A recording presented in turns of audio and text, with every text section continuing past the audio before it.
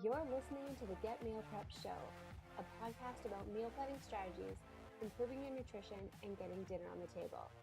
You know this is a podcast for you if you've ever thought, oh no, it's 3 o'clock and I have no idea what's for dinner. We dive deep into the meal planning methods and meal planning strategies that help you prepare healthy home-cooked meals that don't leave you feeling like a slave in the kitchen. I'm your host, Susan Watson, registered dietitian, lifestyle nutrition coach, and meal planning strategist for the online course Get Meal Prepped. My co-host, Andrea Hardy, is a registered dietitian, and she helps people improve their relationship with food. Together, we've formed the Get Meal Prep method that helps people improve their eating habits by cooking real food and not relying on convenience food products. We are so happy to have you here today and share this episode with you. If you find this episode beneficial, interesting, or helpful in your journey to becoming healthier, please let us know by leaving a review on iTunes, subscribing to our channel on YouTube, or sharing with friends and family. You can leave us a review about our show straight from the podcast app by searching the Get Meal Prep Show, click reviews, and then write a review. We would love to hear from you. Today, I'm talking with Andrea Hardy about ways to reduce fat in a recipe. This is part 2 of our recipe makeover series. So let's get to it. So last episode, we gave you 7 ways to cut or reduce fat in a recipe. And today we're going to finish off the topic of how to reduce fat in a recipe. We have 12 more ways that you can do this. And remember that this is just a guide, not a rule. So if you want rules, make sure you go back to episode number 3, where we go over the 7 rules for recipe makeovers. This will give you an understanding of, what the goal of recipe improvements or recipe makeovers is, and giving you some ideas on how to improve your recipe. So we really look forward to getting started. Hi, Andrea. How's it going? Good. How are you, Susan? I'm doing great. So let's get right into our tips today. We're going to start off and talk about full-fat cream cheese. So, Andrea, how many recipes have you used lately that call for full-fat cream cheese that you are thinking that maybe you could lean it out a little bit? Sure. One of my favorites actually this in the holiday season is spinach artichoke dip that calls for full-fat Oh, right.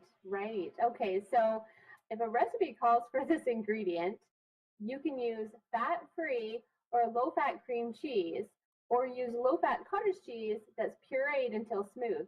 So when I do this, I just like to use my food processor or blender, but if you puree the cottage cheese that's low-fat, you can actually substitute it for full-fat cream cheese. So Andrea, do you think that would work in your recipe? Yeah, absolutely. It's a great way to add some protein and cut back on that fat in an already really fatty, cheesy dip. Absolutely. So I also feel that this swap would work really good in recipes that are like the dips and spreads, so like your spin dip. And it makes me think about one of my sister-in-law's favorite dishes to bring to our family get-togethers. And it's from the Mennonite Girls Can Cook, or the Mennonite cookbooks. And it's called Surprise Spread. Have you heard of it before? I actually haven't.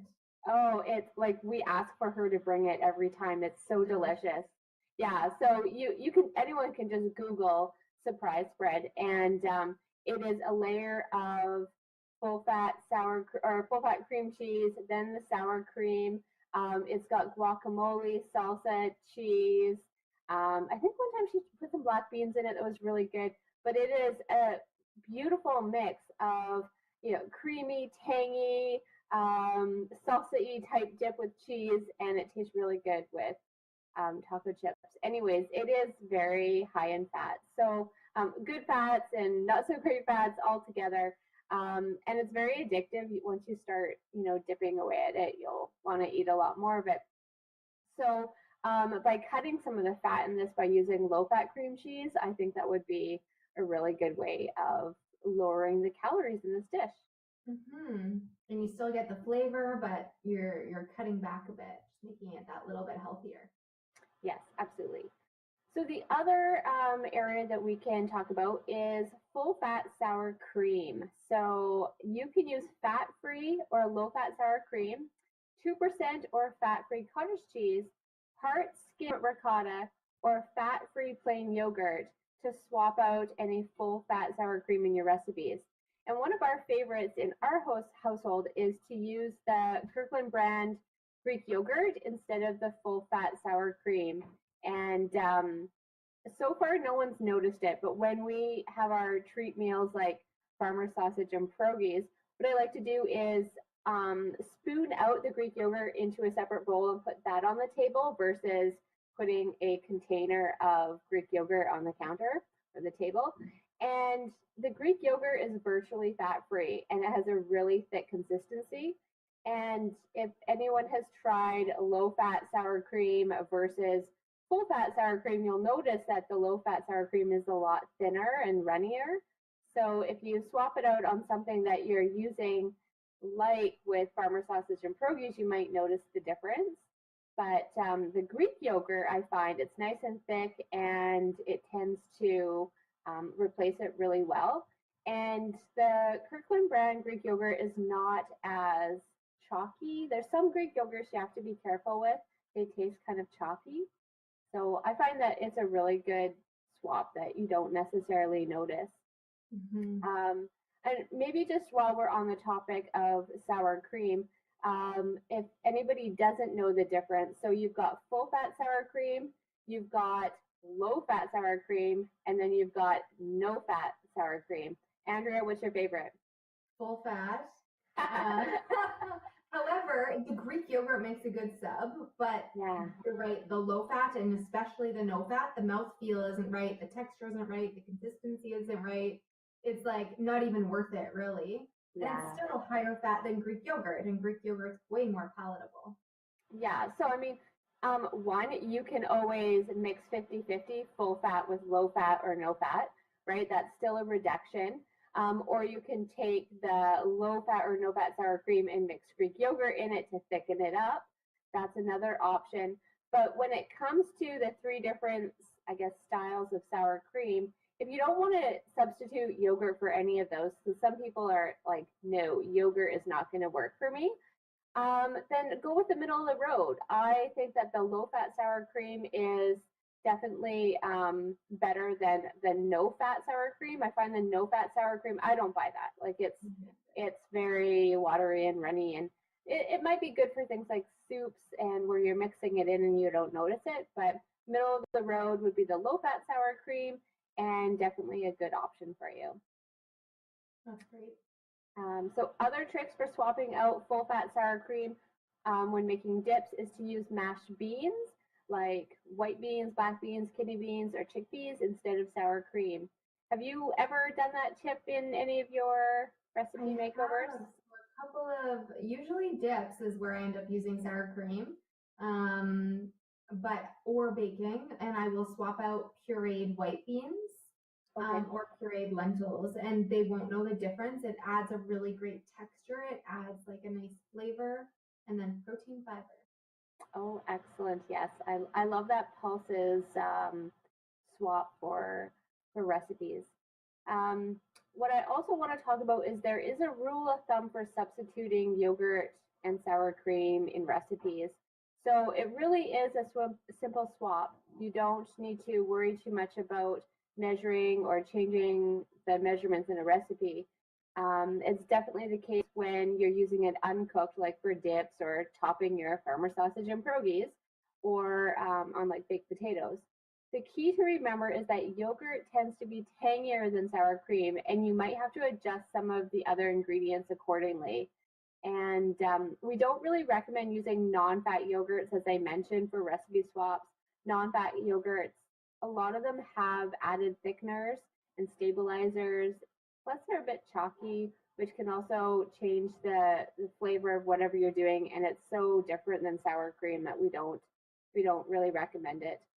Then if you take a look at when you heat up yogurt, if it's lower fat as well in a soup recipe, you have to be careful not to heat it up too high. I've done this before in some of my soup recipes that are meant to be a bit creamier. Now, yogurt has less fat than sour cream, so what you have to watch out for it is in the soups and the sauces, and you want to keep the temperature low because if you don't, it will curdle. So if you've ever done a recipe and you've put some sour cream in it, if you notice it's gotten a little almost like the milk has turned into little dots, that's curdling. So the key to add yogurt into a recipe of low-fat yogurt is to cook up the soup or cook up the sauce that you want, and then turn off the heat, let it start cooling, and then add it in at the very end. Andrea, have you had to do that before?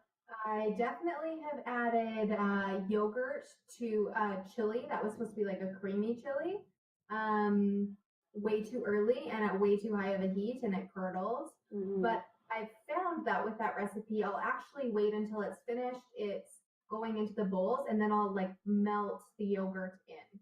Right. And it works great. It's still creamy. People don't know there's a difference between the Greek yogurt and the sour cream. And it's a great way to reduce the fat and up the protein in the recipe. Absolutely, absolutely. And I find that if you put it in too early, especially after it's curdled, you've lost the flavor. And if you add it in right at the end, you still get all the nice flavor and creamy texture. Yeah. Now, if a recipe calls for full-fat buttermilk, if this is the case, you can just use low-fat buttermilk or yogurt, or place 1 tablespoon of lemon juice or vinegar in a 1 cup measure and fill it enough with skim milk or 1% to make up to 1 cup. So this is great in any baking. I have some muffin recipes that call for full-fat buttermilk that I've replaced it in, as well as I have some buttermilk pancake and waffle recipes that call for the full-fat buttermilk, and this works really well, and you can't notice the difference at all. For sure. Same with us. We don't have buttermilk in our fridge at all times. So. It's not an easy ingredient to have because once you use it, like it's not an everyday ingredient. So I often do the milk with lemon juice to make my own homemade buttermilk anyhow. And we only have either like 1% milk in the house as it is. So I'm able to use that swap. And I'm not worried when I see a recipe that calls for it because I know this little scientific gem. So, Andrea, I'm going to let you go on with the other tips that we have now for recipe makeovers. So we are jumping into high-fat condiments, things like mayonnaise. So a really easy swap is to use the reduced calorie mayonnaise salad dressing or reduced calorie, reduced fat mayonnaise. And so I have some baking recipes that actually call for mayonnaise, and it's really easy to either replace the entire amount with a reduced fat mayonnaise or replace half the amount of the regular mayonnaise in a recipe with low-fat yogurt or low-fat sour cream. So I find they're quite interchangeable from that perspective. They're easy enough to swap out with a reduced calorie mayonnaise or a low-fat yogurt. So again, that Greek yogurt is really great thing to keep in your fridge for all sorts of recipes that call for these creamy condiments. Yeah, I get the 3-pack of Greek yogurt at Costco because it's the most affordable. Yeah. And I utilize it for like a lot of different swaps like that too. So many things. And like you had said, you put it on your pierogies. I put it on my tacos. Again, in a bowl. Oh, yeah, same here. But nobody knows the difference. No. They don't. So no. That's good. When I was doing the show notes for today's episode, I thought, oh, well, there's also the aquafaba mayonnaise swap, right? So I did go and analyze it because we're talking about recipe swaps, and the key would be to reduce fat in this case. But when you make aquafaba using the chickpea liquid from drained canned chickpeas, you're still using a 1/4 cup to a cup of vegetable oil when you make it. So it's not, I mean, it's more homemade and less processed, but it's not, calorie for calorie a swap. I think it was still 2 tablespoons is 2 or 3 tablespoons was 90 calories. Whereas I know low-fat mayo would be a lot less than that. So that's why we didn't really add it, but guaranteed there's probably going to be questions. So I just thought I'd talk about that. It was definitely a hot topic last episode. So that's great. When it comes to oil-based marinades, you can reduce the oil by up to a half and increase other ingredients. So like those ingredients that add tang. So wine, balsamic vinegar, fruit juice. So lots of times I'll use the concentrated orange juice in my marinades or fat-free broths. Sometimes just water will be okay to get the right consistency of a marinade. And keep the acidity level down. Yeah, absolutely. So that's definitely an option. And so those oil-based marinades that are very heavy in oil, they're really going to stick to what you're marinating. Whereas if you add a little bit of water, you can impart that flavor. Yeah, we do a lot of marinades in the summer for sure. And what I find is they do call for a lot of oil and just to get it to stick there. And I've cut it down by at least, like if it calls for 1 cup oil, I'll put in half a cup of water, half a cup of oil, and it still works fine and it still marinates very nicely. So I would say cutting it with water is a good option too. Yeah. Sometimes I'll add beer. Oh, yes. Too, because it doesn't stick to the meat in the same way that oil would. So you can add the beer, and then when you take it out to grill, you get the flavor without, the calories from the oil or less oil.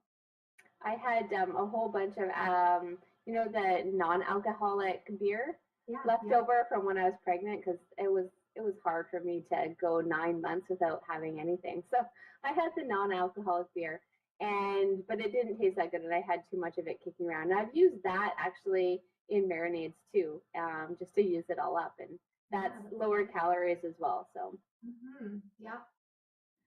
Other swaps would be things like salad dressing. So trying fat-free or calorie-reduced commercial dressing, because especially the creamy ones tend to be quite high in fats, a lot of bang for your buck in terms of grams of fat per tablespoon. Or switching to more clear salad dressings that use vinegar bases like raspberry vinaigrette, rice wine, sherry, and then be generous with your herbs and spices. So you can still get a lot of flavor from that salad dressing, but reduce the total amount of oil you're using. Orange juice, buttermilk, or yogurt can be a really great way to replace some of the creaminess in salad dressings that are oil-based and creamy. So swapping out some of those ingredients for lower fat alternatives is a really great option. I love homemade salad dressings. Like, really, I know that. I mean, we have a few store-bought salad dressings in the fridge because I think that sometimes my husband just wants to put on salad dressing and not have all the fuss. So we have that.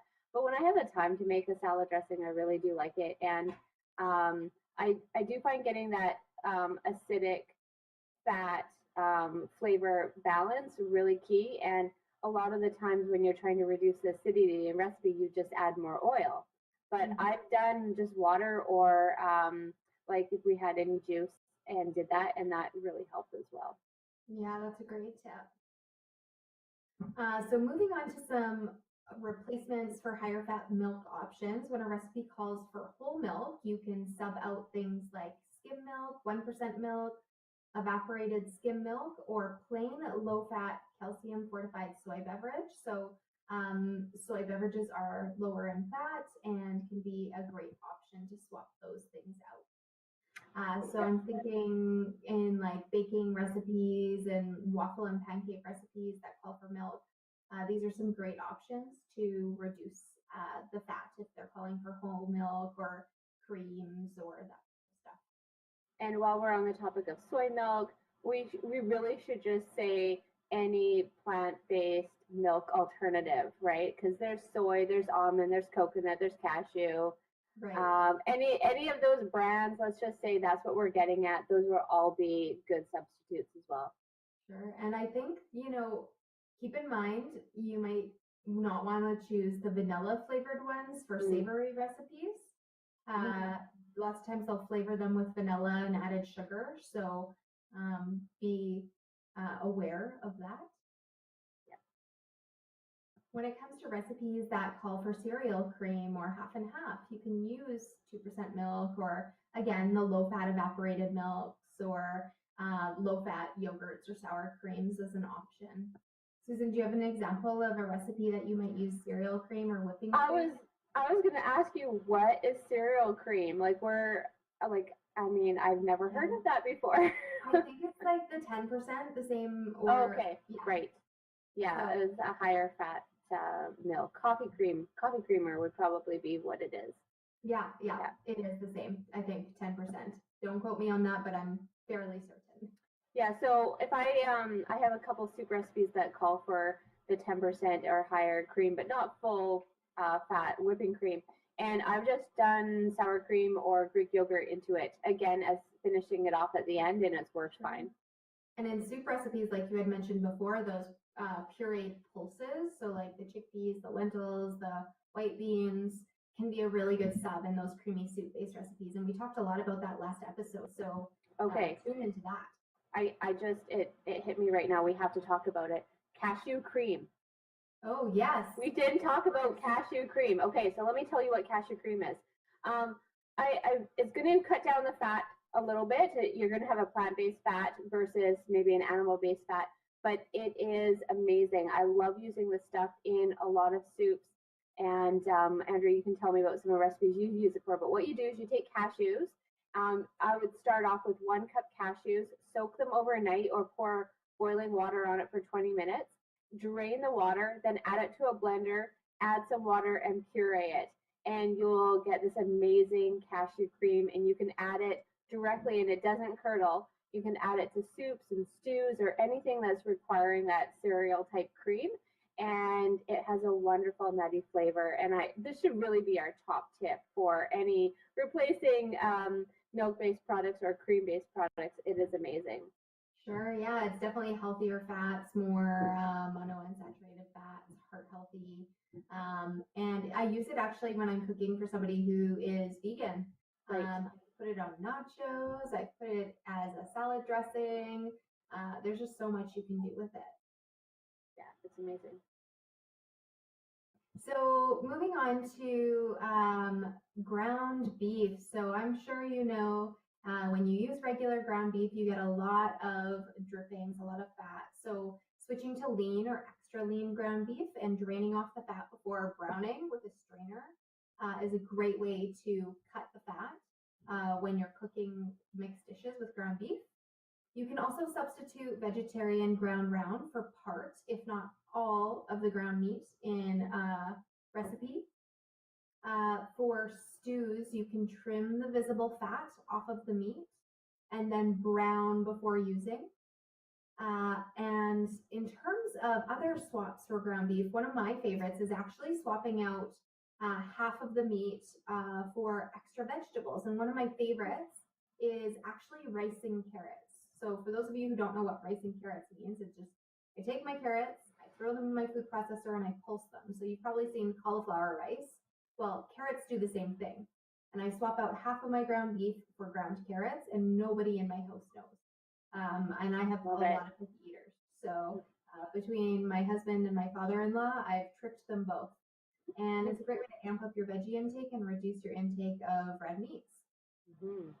I also will use canned, rinsed, drained lentils in recipes that call for ground beef. So tacos is a great example at my house, and I'll swap out half of the taco meat for lentils. And it's a great way to, again, cut your intake of red meat, fat, and also bump up your intake of heart-healthy fiber from the lentils. So that works well also in hamburgers, right? Yeah. Like if you make hamburger patties or meatballs, to mix in your ground lentils. Actually, I've done it before. Like ground chicken, ground turkey for half of the recipe. Mm-hmm. So get the nice mouth feel of ground beef, but again, choose a lower fat meat. Mm-hmm. Other meat products are things like canned tuna or canned salmon. We want to make sure those are packed in water instead of oil. And especially with those small flavored cans of tuna now that are like grab and go, some of them are packed in oil. So just be aware of that because it adds a lot of additional calories when they're packed that way. You can always rinse and drain the oil off, but if they're flavored, you're kind of missing out on that flavor as well. So just buying the ones packed in water is the best choice.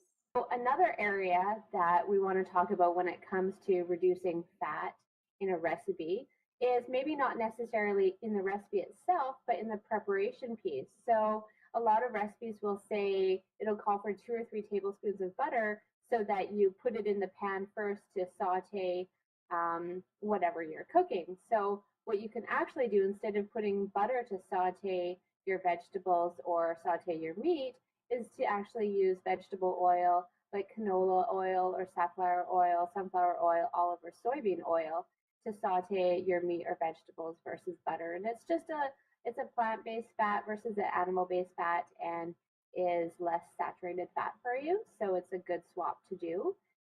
So another area that you can reduce some of the fat that you're consuming is instead of putting butter on your meals, on your cooked vegetables, you can try using a seasoning like seasoned vegetables. I have different ones from Clubhouse that we like to sprinkle onto our vegetables. My husband always jokes, "Oh, you're putting vegetables on your vegetables." But you could also put like lemon juice, herbs, or even sprinkle a little bit of vinegar versus putting a couple pads of butter on your vegetables. So those are some of our top tips when it comes to replacing fat in your recipes and in your cooking. But one of the questions we get all the time is, is substituting coconut oil or coconut butter for regular butter a healthy swap? So Andrea, tell us about that. Yeah, so a lot of people, think that swapping out coconut oil in a recipe is going to make that recipe super healthy. So it has this health halo. So you assume that, if I eat coconut oil, I am doing no wrong. And, of course, you're not doing wrong. However, fat is fat is fat. And so regardless of swapping out that butter for coconut oil, you're still going to be consuming a large amount of fat. And really and truly, coconut oil has that health halo. So is it really better for us or does these amazing things?